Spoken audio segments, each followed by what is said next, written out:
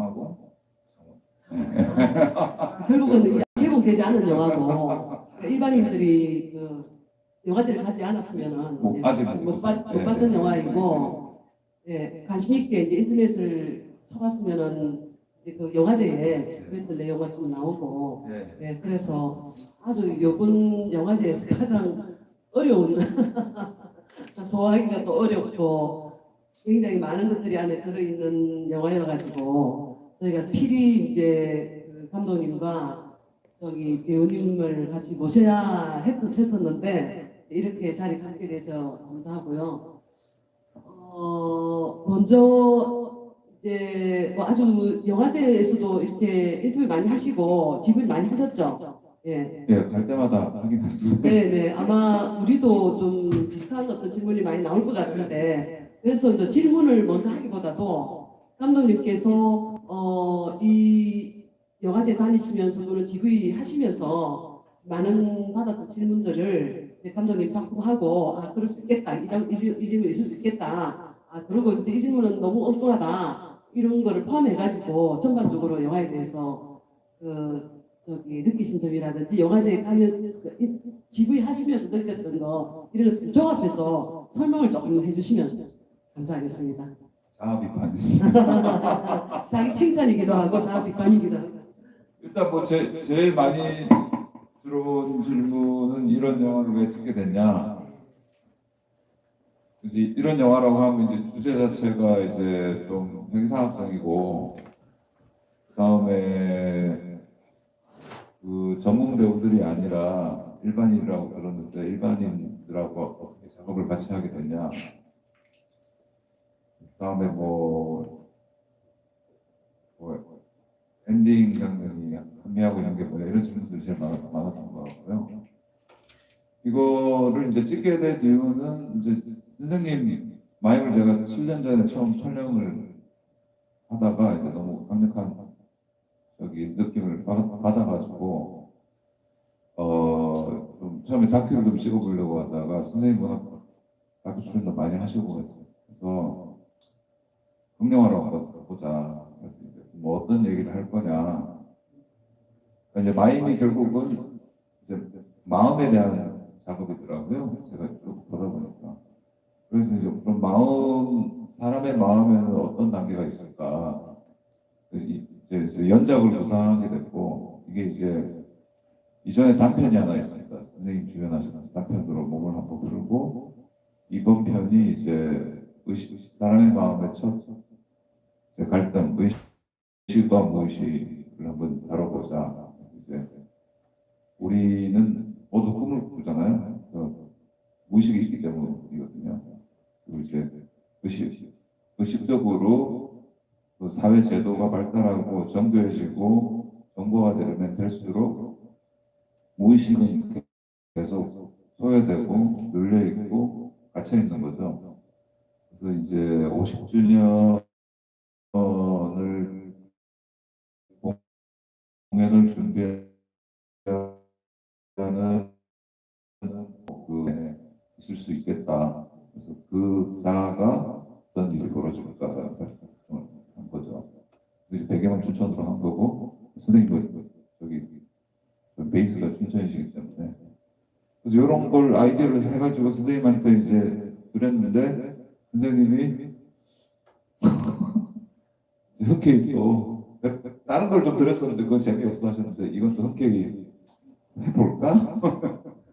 이제 선생님 위주로 이제 팀을 구성을 하게 됐고, 그 다음에 이제 선생님 주위의 분들이 다 일반 전문 배우가 아니기 때문에 그러면 좀 더 라이브하고 실험적인 걸 해보자. 어려운 주제지만 마임을 통해서 함축적으로 은유적으로 다뤄보자. 그리고 이제 마임은 대사가 없으니까 좀 음악을 좀 많이 써보자. 그래서 바이올리니스트를 이제 여주인공으로 모셨고, 그 강혜진 선생님은 이제 진규 선생님의 작업을 오래 하셨고, 그분이 이제 출연 음악을 또 즉흥 음악을 하시기 때문에 즉흥 음악 베이스로 음악을 설계를 하고, 그분이 또 단편을 찍어봤는데 연기를 꽤 잘 하시더라고요. 그분이 이제 모스크바 영화제에서 엄청나게 하이라이트를 장식했습니다. 그 음악과 연기와 이런 걸 다 어떻게 다 하냐는 질문을 많이 받았어요. 그 다음에 이제 엔딩 장면은 뭐 이제 뭐 답을 다 드리기보다 얘기 좀 풀어가면서 예.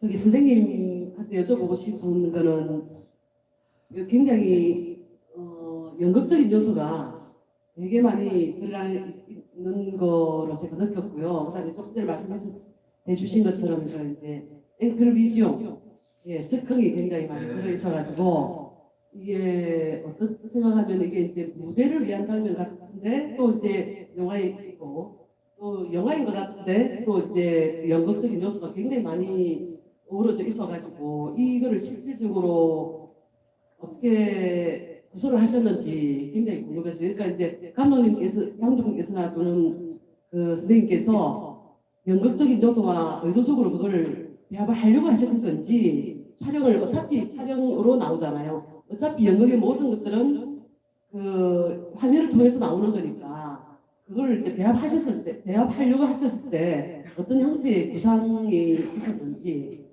굉장히 좀 궁금했습니다. 일단 연극은 아니고요, 마임이죠. 아, 그리고 제가 마임, 그러니까 아까 장 감독이 얘기했듯이 7년 전에 그때도 푸마 60평생 그 퍼포먼스를 하는 걸 찍으러 왔어요. 와서 찍고 나서 굉장히 이제 공연을 찍으면서 뭐 그 얘기는 그냥 눈물을 흘렸다고 굉장히 감동을 받았다고. 그래서 나는 좋잖아요. 감독이 나를 영상에 담을 굉장히 좋은 소재로 생각하고 있다 그래갖고 계속 틈만 나면 같이 하자고 그래. 7년 동안 뭐 이 작품 저 작품 다 찍다 보니까 저의 그 개인적 작품도 속속들이 알게 됐고 나의 개인적 인간적인 부분 끝나면 술도 마시고 이런 그러니까 속속들이 알게 되면서 이 작품을 하게 된 거죠. 그러니까 시나리오를 쓸 때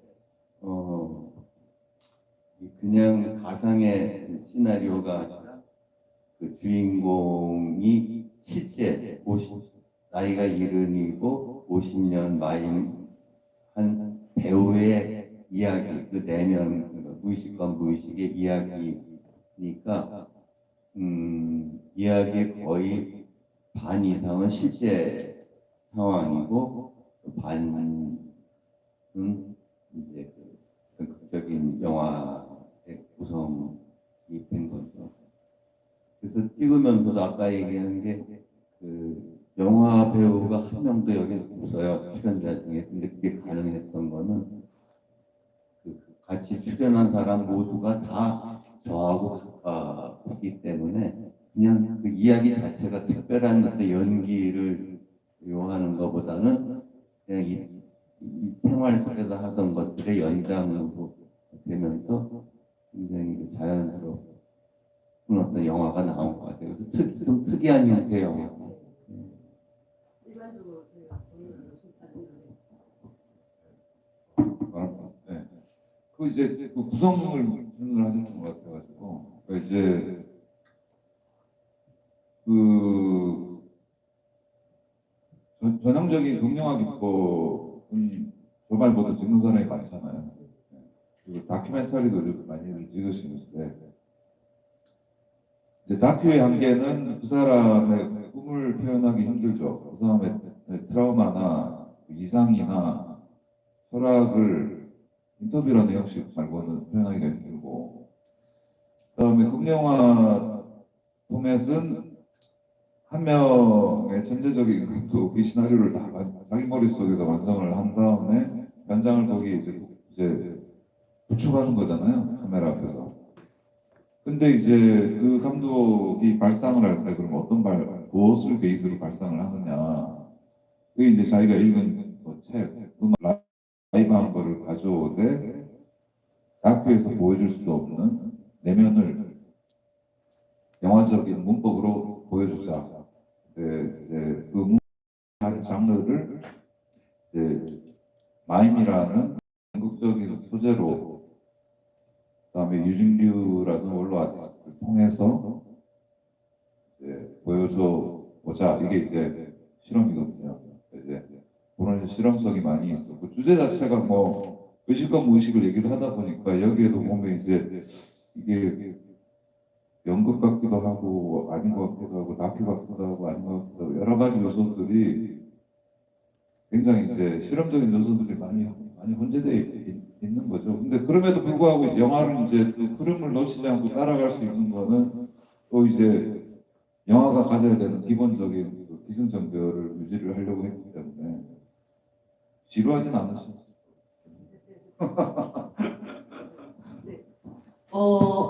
많이 그 우리 극장에 오시는 분들이 일반적으로 이제 그 예술 영화를 주로 독립 영화, 뭐 다큐멘터리를 주로 보시던 분들이라 조금 굉장히 좀 특이한 그런 영화를 봤다라고 다 생각하실 것 같은데 그 질문 있으신가요?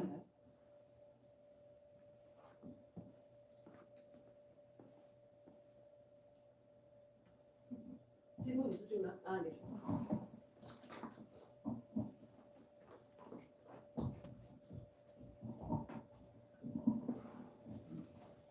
너무 잘 봤습니다. 압도돼서 압도되는 경우.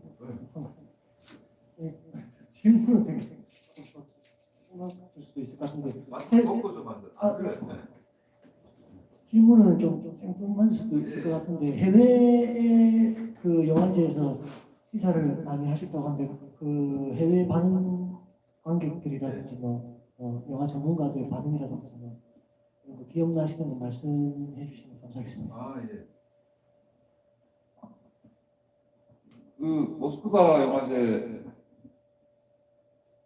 그 이제 뭐 일단 지원작이 8, 9천 편 됐는데 이제 저희가 아트 영화로 딱 3편을 뽑았는데 저희가 편이 하나였고요. 그래가지고 저희 거만 저기 상영을 모스크바 국립미술관에서 했어요. 그래서 장소가 되게 좀 특별했고, 그다음에 이제 거기 이제 모스크바 대학생들이 질문을 많이 했는데, 일단은 뭐 아까 제가 처음에 얘기했던 이게 어떻게 일반인이 연기를 저렇게 잘하는 거냐, 아니면 연기자가 저렇게 연주와 퍼포먼스를 잘하는 거냐, 그 질문이 많았고, 그다음에 이제 그 엔딩 부분에 대한 질문이 많았죠. 왜 개구리가 동심을 상징하는 것 같은데 그렇게 잔혹하게 이제 다뤘냐. 이제 그게 제일 많았고, 그 다음에 앞으로 제가 어떤 영화를 찍더라도 이런 색깔을 잃지 않았으면 좋겠다. 이런 얘기도 많이 들었고, 예. 돈이 있어야 쓸 텐데 돈 안 되는 거를 자꾸 유지하라 그래가지고 아무튼 예, 반응이 되게 좋았었어요. 되게 환대받았습니다. 예. 다른 질문 있으신가요?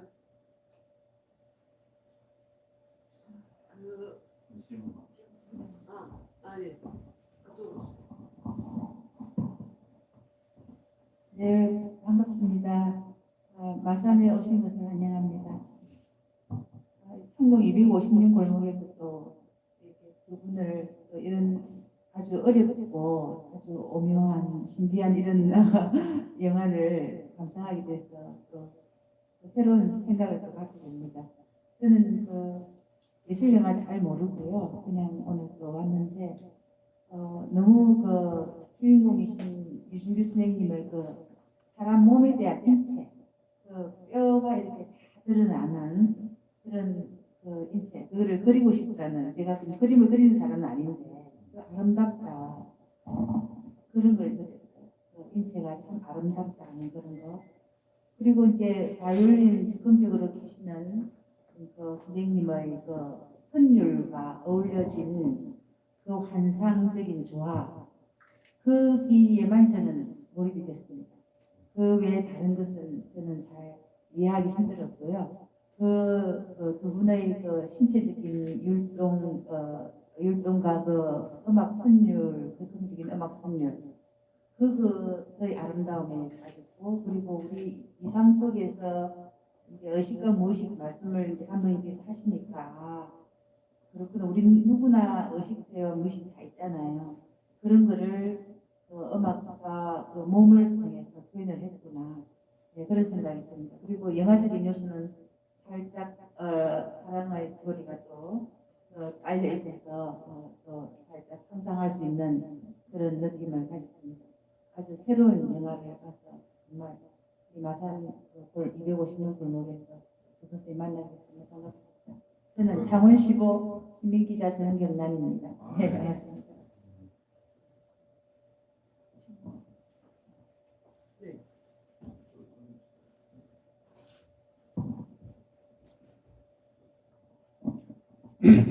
네, 영화 잘 봤습니다. 궁금한 게 애초에 우리 선생님 작품을 시작하실 때 유신 초기에 어떤 정치적인 어떤 의미가 있었다라고 말씀하신 것 같은데요. 그 이후로 지금 50년이 흐르면서 그게 어떻게 좀 변화가 있다든지 아니면은 지금 어떻게 말하자면 그런 걸 반영하고 계시고 있는 것인지 어떤 변화가 있는 것인지 이게 좀 궁금합니다. 저도 사실 이 요선이 왜 창원 국제 민주영화제에 초청됐는지 궁금한데요. 그 마지막 작품 개구리 나오는 작품이 초연이 1975년도입니다. 그 당시 박정희 유신 정권이 아주 그때 시달릴 때였죠. 그 당시에 예술가 유진규 개인의 존재의 모습일 수도 있고, 그 당시에 사회에서 살고 있는 여러 존재들의 모습일 수도 있고, 하여튼 그런 상태와 그런 것들을 보여준 작품이고, 이 영화의 마지막도 그렇게 하면서 결국은 그게 답은 없습니다. 질문을 그 다음에 저는 엊그저께도 광주에서 공연을 했어요. 광주 비나리라는 작품을 마지막 작품을 했는데 하면 자연히 보는 사람도 그렇고 하는 저 자신도 그렇고 이건 이태원 비나리다. 그러니까 실제 제 공연이 그냥 동떨어져서 예술 작품이 그런 것이 아니고 늘 내가 함께 사는 사람들, 나라 이런 것들이 제 작품 속에 이렇게 계속 함께 한다고 그럴까요? 그렇게 얘기할 수 있겠습니다. 한 말을 딱 하고 싶어요. 요 전에, 직전에 영화가 볼테르였어요. 볼테르라는 화가 아시죠? 이렇게 풍부하게 뚱뚱한 모습인데 아주 정겹고. 근데 그 예술가도 역시, 그러니까 모든 의식이든 무의식이든 예술가든 아니든 늘 자기 자신의 존재라는 것에 대해서는 저렇게 다 왜 내가 여기서 이렇게 살아야 하는지에 대해서 생각을 하고 있구나 하면서 공감했습니다. 네, 고맙습니다.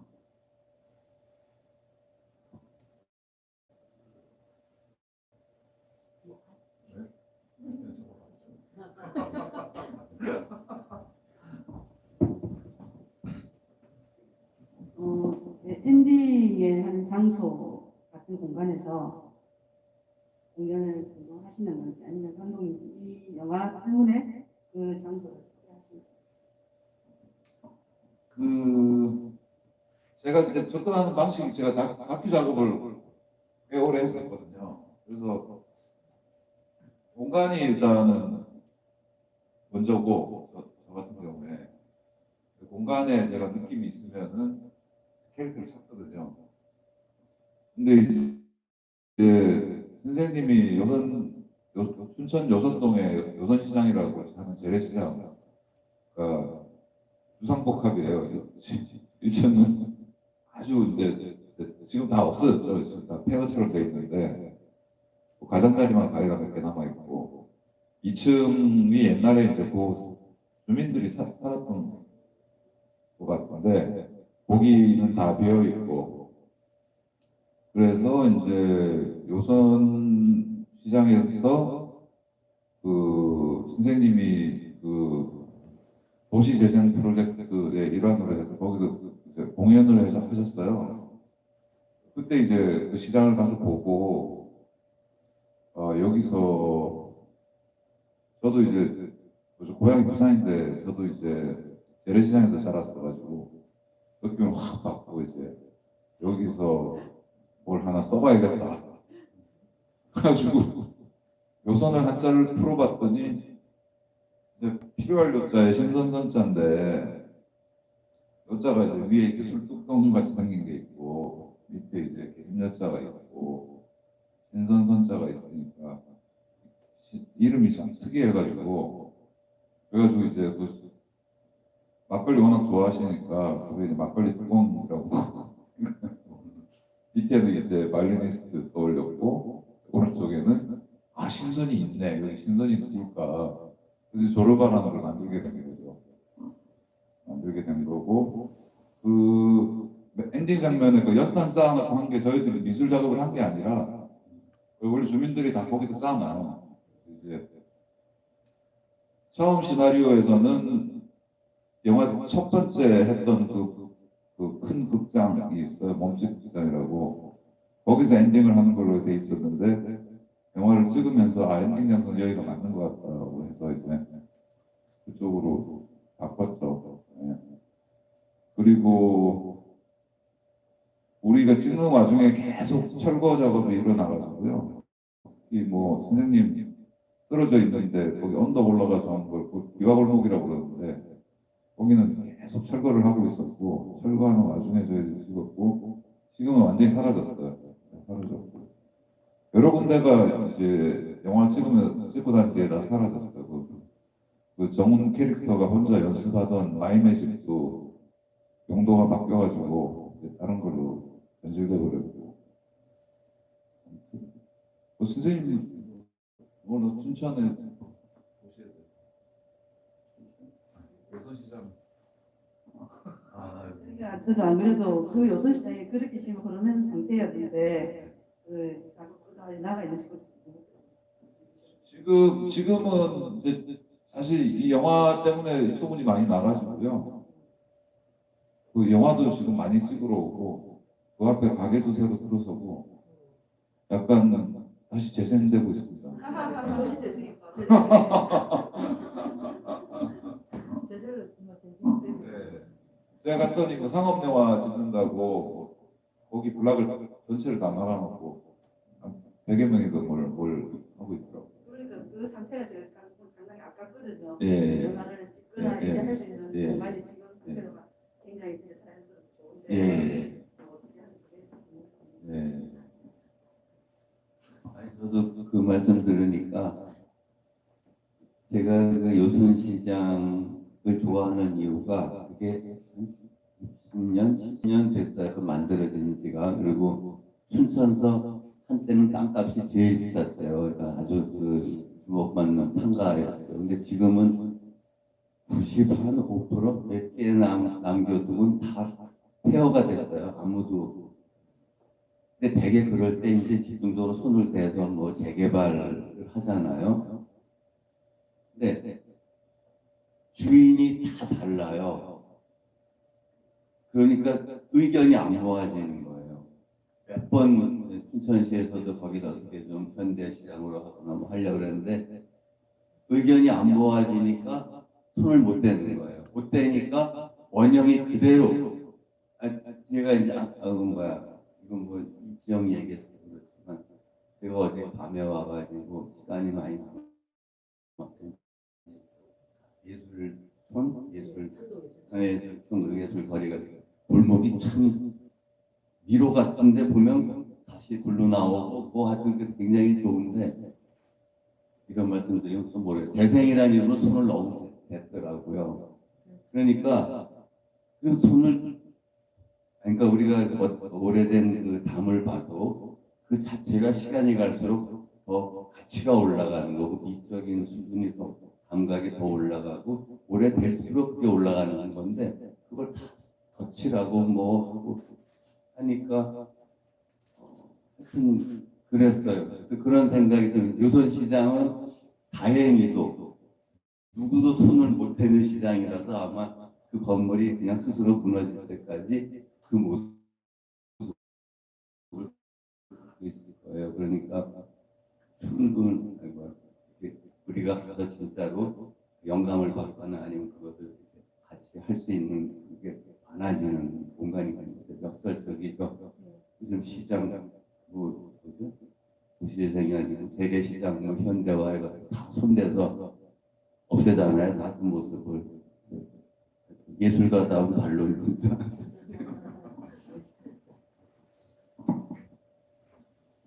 그리고 우리가 이제 영화 속에서 아까 다시 돌아가 보면 영화에서 이제 감독님께서 말씀하신 것처럼 그 의식과 무의식 굉장히 교차되고 전환되고 또 이제 그 바이올리니스트가 같이 앉아 있는데 선생님을 기다리면서 그 사이에 또 이제 많은 장면들이 연출되고 또 이제 마지막에는 이제 제사 의식도 발현이 되는데 뭐 어떤 특정 종교는 뭐라고 말을 할 수 없지만 뭔가 이제 그런 어떤 제의식이 또 이제 굉장히 좀 독창적인 그런 형태로 일어나는 걸 봤거든요. 그래서 실제로 이제 의식과 무의식을 교차하려고 할 때 근본 뭐 어떤 뭐라 그럴까요? 창작이잖아요. 창작인데 조금 어디서 빌어온 어디서 착상을 받으신 건가요?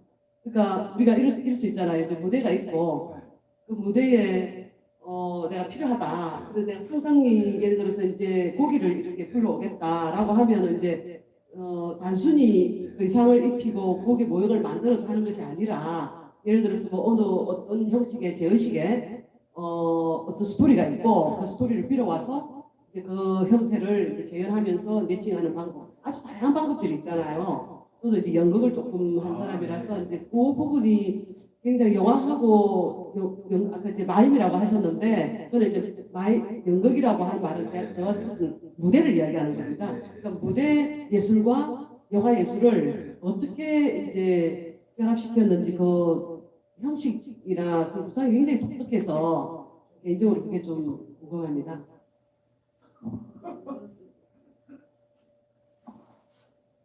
일단 이건 시나리오를 쓸 때 조금 이제 구조가 좀 복잡하게 틀은 제가 다 잡아놨었고 대사도 다 적어놨고 이제 뭐 그것들이 충돌이 일어나고 이야기가 턴을 해야 되고 꺾고 이럴 때는 거기다가 이제 마임을 다 배치를 한 거거든요.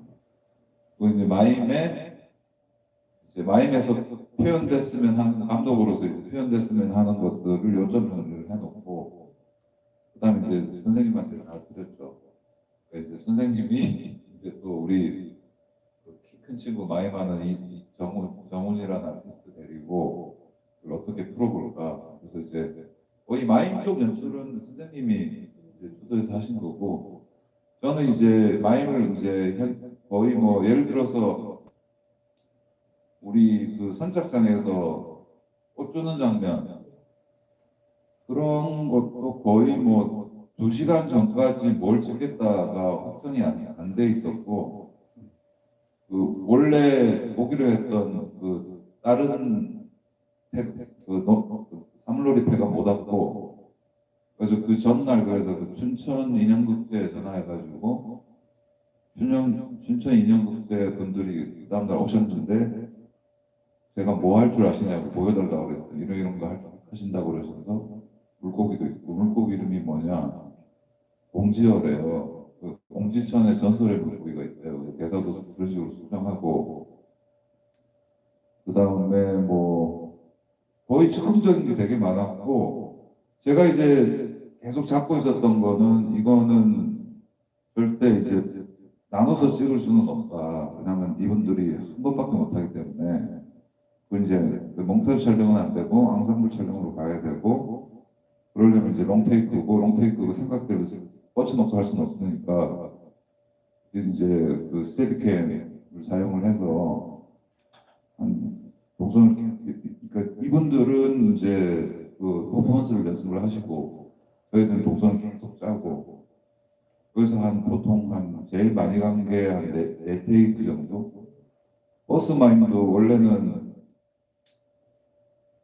다르게 좀 생각을 했었는데 그때 코로나 시대여서 지금도 뭐 그렇지만 그때 엄청 심할 때라 가지고 마스크를 못 벗겠다고 하시는 분들이 계셔가지고 그래서 그분들은 이제 앞좌석에 태우고 원래는 이제 그것도 돌라고 그랬는데 이제 그러면 3분의 1은 이제 못 찍고 3분의 2만 걸고 이제 쭉 카메라 동선을 짜는 거죠. 이런 식으로 풀어. 배도 원래 찍을 생각이 없었는데 그 오리배가 있길래 배를 타면 왜 안 될까? 배 타도 될 것 같은데 배 타면 뭐 해야 되지? 계속 이제 현장에서 저희들이 14회차를 찍었는데 매일매일 현장에서 뭐 물컵 보이면 물컵을 어떻게 해볼까 이런 되게 즉흥적으로 많이 갔고 선생님이 거의 뭐 워낙 평생 해오셨기 때문에 선생님도 즉흥적으로 많이 하시고 우리 또그 이정훈 배우도 즉흥적으로 많이 하시고 해서 좀 이상한 게 나온 것 같긴 해요. 그 거의 끝부분 그 개구리 나올 때 이렇게 지고 이렇게 뭐 하는 거잖아요. 그 앞에 보면 천주암이라고 나오죠. 그게 그 요선시장에 실제로 있고 무당이 있어요. 그래서 이게 영화가 이제 마지막이고 마지막에 같이 들었거든요. 그리고 개구리 살아있는 생명을 이렇게 이제 할 건데 이거 그냥 하면 안 되는데 무슨 어떻게 생길지 모르고 또 그러니까 이건 고사를 지내고 하자고 그래갖고 그 영화 찍기 전에 이제 그 무당이 박수에 와갖고 저걸 했어요. 그 뭐라고 하나 거기다 그러면 아주 잘 되게 해달라고 그 현장에서 그대로 그걸 일단 찍은 거예요. 기록으로 남기려고 그랬는지. 근데 나중에 봤더니 영화에 그대로 그게 나오고 거기에 맞게 다 그것을 풀었더라고요. 그러니까 찍는 과정이지만 그렇게 즉흥적으로 했던 부분들도 많이 영화가 됐죠.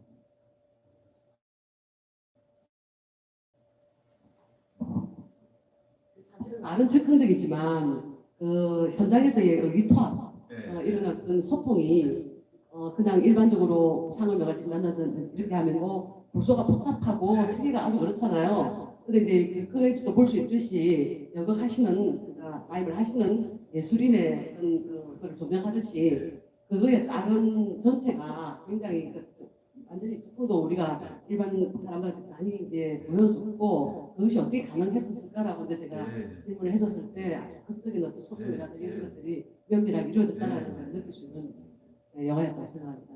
다른 질문 있으세요? 예, 더 하세요. 네. 이거 하려고 서울에서 여기까지 내려왔는데 많이 가 있어.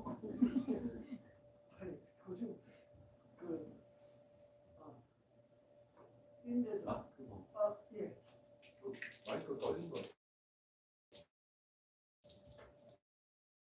마이크 안 켜서 잘 들려.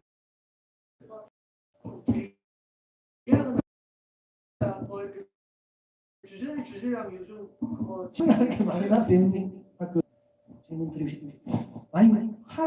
진짜 많이 하셨는데 영상을 이렇게 보실 때는 또 특히 이 요선이라는 영화로 본인이 보셨을 때 어떤 느낌이 드셨을지 궁금합니다. 일단 그 공연하고 영화의 차이점은 저는 공연 앞두고 한 2주 전부터 술을 안 마셔요. 그러니까 몸 관리도 하고 그런 상태죠. 근데 영화는 보러 가면서 술 마셔도 문제 없고 기분 좋게 이렇게 보는 차이가 있는데 역시 이 영화는 땡긴다 그러잖아요. 이렇게 그 클로즈업을 해가지고 어떤 한 장면들을 극적으로 보여주는 그걸 하는 거구나 하는 걸 보면서 저는 보면 몇 군데 실수한 것들이 이렇게 보이거든요. 카메라를 땡기니까 드러나는 것들이 있어요. 예를 들면 우리가 무대에서는 뒤로 뭐 사인하고 그럴 때 객석에서 모르거든요. 그런 것들이 이게 공연을 실제로 찍으면서 공연을 하는 걸 그대로 찍었으니까 그리고 카메라가 한쪽 방향이 아니라 보니까 그런 사인들이 살짝살짝 이렇게 드러나는 게 제가 보여갖고 그런 거 있고 아까 얘기한 제가 공연 때 이렇게 볼 수 없던 부분들이 극명하게 드러나는 게 영화예요. 이거 좀 개인적인 질문인데 이제 영화 첫 장면이 아까 그뭐 72년도 이야기 말씀드려 보니까 연배가 거의 저희 부모님 세대 같으신데 저희 아무래도 최근에 저희 부모님이라든지 뭐 이렇게 나이들에 대해서 굉장히 이렇게 주름살 나고 이런 거에 대해서 되게 못 받아들여 하시더라고요. 그래서 좀 조언을 해주실 수 있는 게 있으신지 그런 게 좀. 저 이제 올해 70이거든요. 주름살 아까 보니까 멋있던데. 그러니까 그 나이 든 몸만이 보여주는 것이 아름다운 건데 그거를 못 받아들이면 자꾸 주름도 피고 뭐 제가 하여튼 요즘 뭐 많이 피잖아요.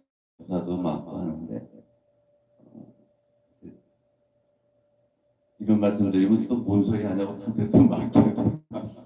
그냥 있는 모습 자연스러운게 제일 아름답다고 생각합니다. 그게 당당하게 저는 그래요. 머리도 염색하지 말아라. 제 앞돌에 막 그냥 그 은발이던 뭐든 그 자체가 아름다운 거지 다 까마면은 그게 뭔 나이 들게 뭔 의미가 있고 뭔 차이가 있냐 그렇게 얘기하니까 어머니 얘기세요 지금? 예. 그래도 저도 연세가 어떻게 되세요? 딱 지금 동갑이신 것 같습니다. 아 용기예요? 예. 아 또 92년생. 저랑 좀 만나게 해주세요. 제가 한 번에 예. 그리고 그냥 이거 또 감상을 말씀드리고 싶어가지고 그 요선시장 재래시장에 대해서 굉장히 좀 이 애착이 있으신 것 같아가지고 너무 더 좀 감동적이었던 것 같습니다. 최근에 지금 우리나라 전국적으로 뭐 이거 재래시장에 도시재생 관련된 사업도 많이 하는 것 같고 한데 춘천에 유신 교수님 같은 분이 계신 굉장히 좀 부러움 확 느껴져가지고. 아니 제가 아무리 얘기해도 그냥 강행하기 때문에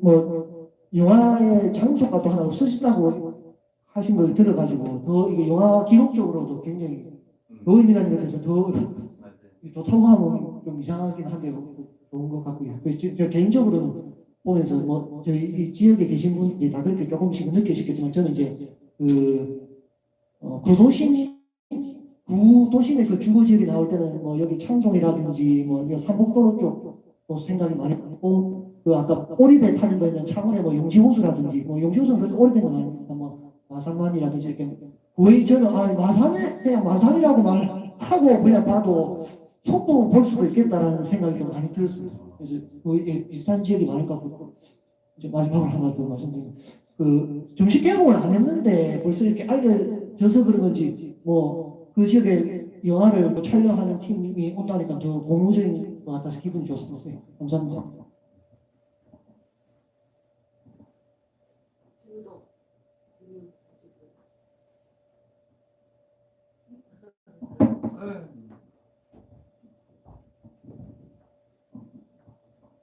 안녕하세요. 예, 저는 창원에 살고 있는 작게 연극을 하고 있습니다.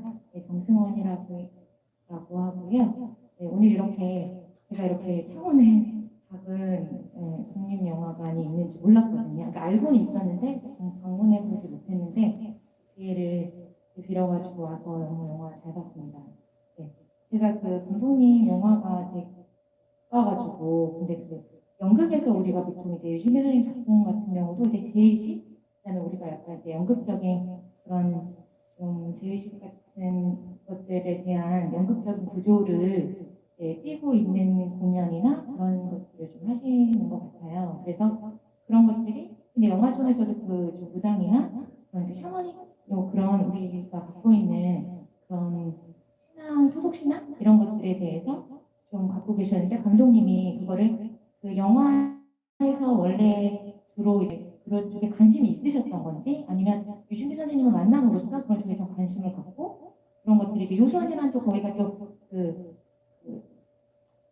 아까 그 부장 그 이름이 예 하나 예 거기가 있어서 그렇게 된 건지 그게 복합적으로 어떻게 그 장면이 만들어지게 되는지에 대해서 예 왜냐하면 예 그래서 그 처음 그 연극을 저희 시작할 때 저희가 복도 하고 그다음에 그 유준기 선생님이 작업하시는 스타일이나 이런 것들이 이제 감독님한테 영감을 주고 영화 속에서 하게 됐는지 그리고 연극이랑 영화랑 그래서 그런 측면에서 어떻게 그 영화에서 그 연극적인 그런 제의적인 장치들이 영화에서 어떻게 드러나기를 생각하신 점이 있으신지 좀 궁금합니다. 저는 제가 그 무속에 좀 막연한 관심이 있었어요. 왜냐면은 제 아버님이 목사님이신데 이 아버지 이 요인들 뭐 계실 수도 있겠지만 이게 이제 스트레스가 이게 뭐 천국과 지옥으로 스트레스를 주시니까 이거를 내가 벗어나기 위해서 나도 뭘 줄을 잡아야 될 거 아니에요. 그래서 이제 제가 절을 다녀본 적도 없고 굿을 제대로 본 적도 없지만 그쪽에 이제 관심은 많죠. 근데 이제 저는 이제 오히려 시간 건강에 좀 관심이 많아요. 그래서 그 우리가 공간의 좌표가 지금 이 시간에 창원도 있고 서울도 있지만 또 시간이라는 것도 시간의 좌표가 동시에 존재한다. 과거와 현재와 미래가 긴밀하게 서로 연결되어 있다라는 생각을 갖고 살아요. 그래서 이제 그런 쪽으로 이제 작업을 뭐 해갖고 제가 이게 다음 달에도 한 편 더 찍는데 그게 벌써 5편째거든요. 뭐 큰 영화들은 아니지만 다 맥락이 다 비슷해요. 첫 영화가 내비게이션 영화인데 그게 저예산 공포 영화인데 시간을 잃어버린 사람들의 얘기거든요. 그래서 시간을 잃어버렸어요, 그 사람들이. 근데 이제 그런 쪽에 좀 관심이 있었는데 무속은 이제 선생님 촬영하면서 선생님이 가지고 있는 그 독특한 것들이 이제 어디에 베이스를 두고 있을까. 그런데 이제 되게 원시적인 어떤 되게 단출하게 작업을 하시는데 그 예술이 가지고 있는 그 원시성을 갖고 있다는 생각이 많이 들었어요. 그 원시성이 뭐냐? 이제 한국의 샤먼에 자연스럽게 좀 연결이 되는 지점이 있고, 그 다음에 그 요선시장에 그 신당이 하나 있는 게 영향을 많이 미치기도 했어요. 카메라 계속 걸리니까 소리도 들리고, 요선시장 올라가면 막 깃발도 걸려 있고, 신장대도 걸려 있고, 대나무도 있고 해서 그 영향도 많이 받았고, 그다음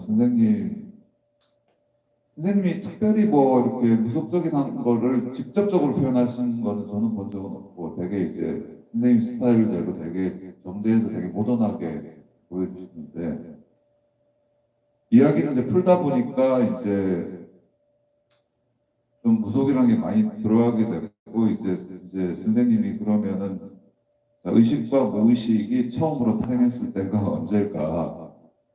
이제 어린아이를 이제 등장을 해서 이제 두 개의 자아가 분열되는 거죠. 붙었다가 분열됐다, 붙었다가 분열됐다.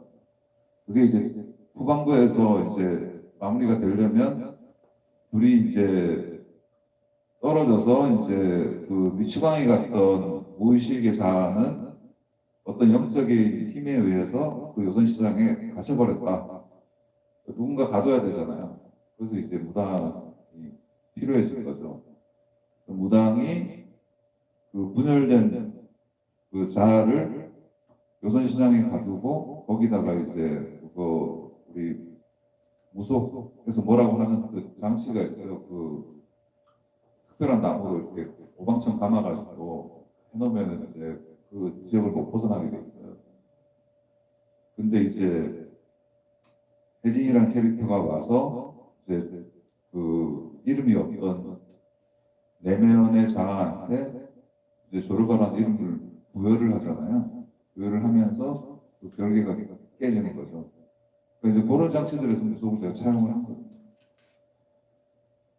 근데 이제 이게 조금 어려울 수가 있는데 이게 이제 제가 일부러 막 자루 잰듯이 찍기 싫은 게 그런 거 찍은 사람들 많으니까. 그다음에 이게 제가 선생님한테 말씀드렸는데 뭐 기획은 5편 정도를 해놨어요. 근데 이제 이번이 의식과 무의식 편이고 요 다음 편이 이제 무의식의 역사 편이에요. 그게 이제 뭐 다음 11월 8, 9일부터 촬영이에요. 그게 이제 무의식의 역사. 거기에는 이제 청년 진규가 나와요.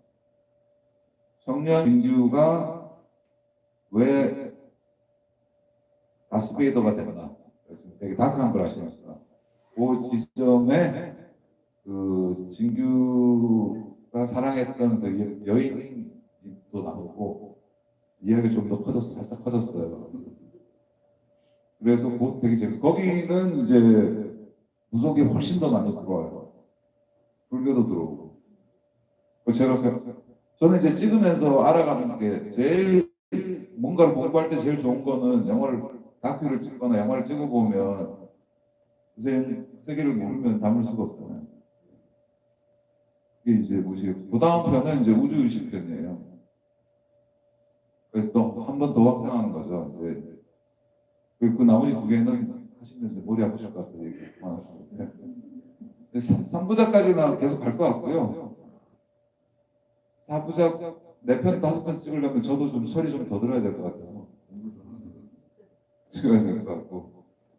아무튼 답이 됐는지 모르겠는데 예, 고맙습니다. 예. 감독님, 근데 그 요선일의 그 영화 제목이 마인리스트로 되어 있는 게 예. 외국에서는 마인리스트. 아니, 외국에서는 이제 마이머, 미머 이렇게 하는데 미모? 저기 마이미스트라고 한국에서 이렇게 하니까 네.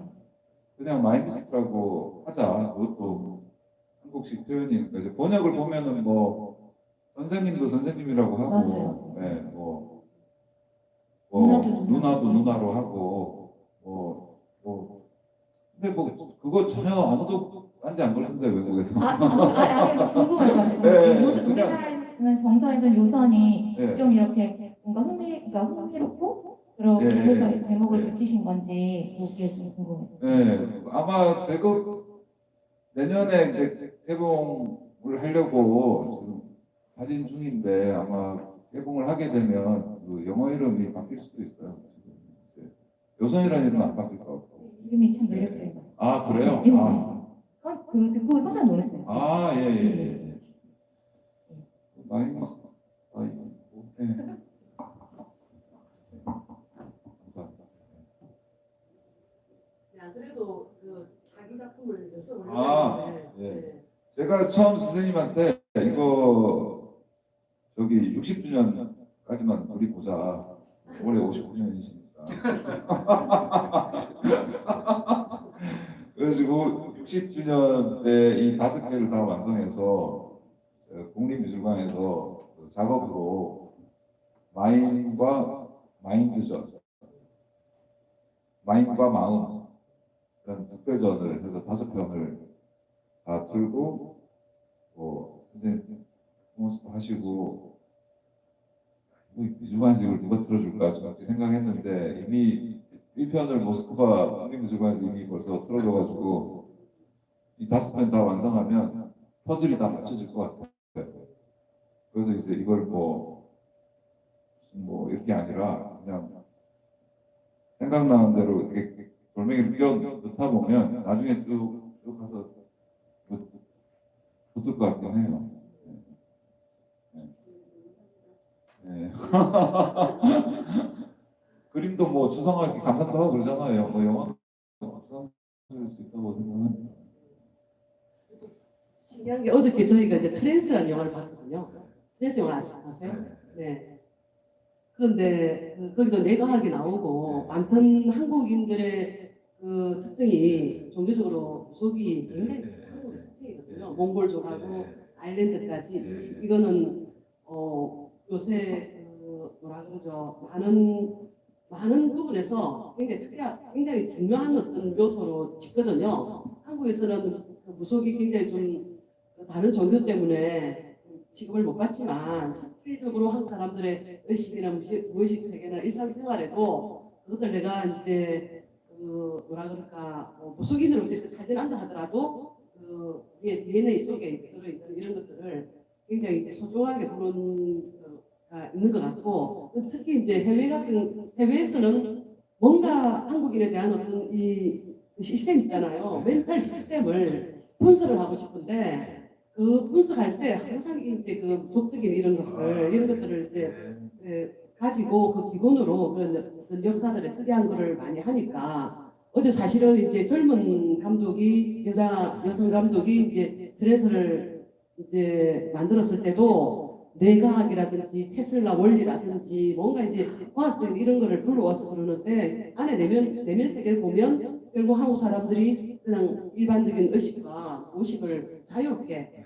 모든 사람이 자유로운 건 아니지만 다른 문화권 사람들은 훨씬 자유롭게 넘나드는 이런 거가 굉장히 영화를 만드는 장점이 아닌가 그런 생각이 들어서 아까 전에도 제가 종교 이야기에 특별한 거는 제가 이제 어디에 참여했는지를 몰라가지고 해줬는데 그거는 굉장히 큰 장점이 될 거라고 생각하고 특히 이제 마임 하시는 유중희 선생님의 우리가 봐도 그 느낌 있잖아요.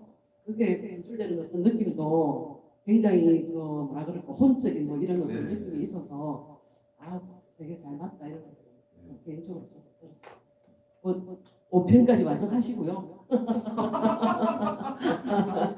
다음에 저희도 기회가 있으면 마임도 한번 볼 수 있는 기회가 됐으면 좋겠습니다. 혹시 다른 질문 있으세요? 다음 또 이제 상명이 보내가지고 저희가 이제 이걸로 질문 임하셔도 되겠습니까? 네. 지금 자리 떠나시면 바로 가실 거 아니니까 또 개인적인 질문 하셔도 되겠습니다.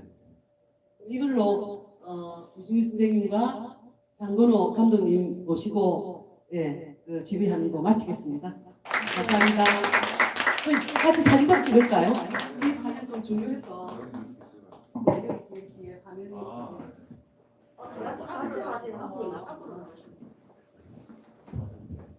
이 가리도 괜찮습니다. 앞에 서게 사진 좀 잘 찍어주세요. 가능하면 다 오셔서 좀 풍성한 사진이 됐으면 좋겠습니다.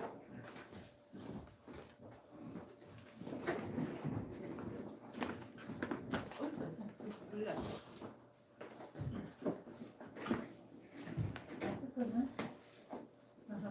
이쁜 안 보이겠는데. 그래? 옆으로 아니야.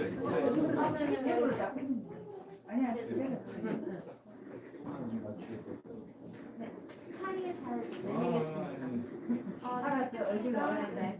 하나, 둘, 셋. 한 번 더 찍을게요. 네. 하나, 둘, 셋. 네, 감사합니다. 감사합니다.